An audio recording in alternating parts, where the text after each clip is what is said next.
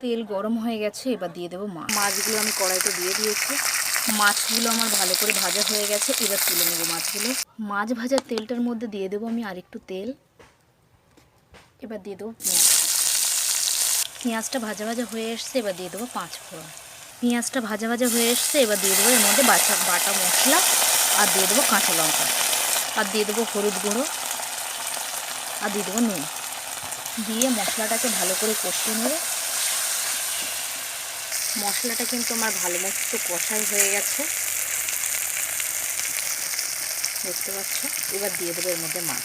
দিয়ে দিয়েছি আমি মাছগুলো মশলার সঙ্গে ভালো করে একটু কষিয়ে নেব। এবার আমি দিয়ে দেবো জল।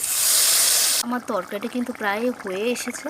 তো এর মধ্যে 1 চামচ মতো আমের আচার, যারা বন্ধুরা আচার দিয়েছি সেই জন্যে আমি কিন্তু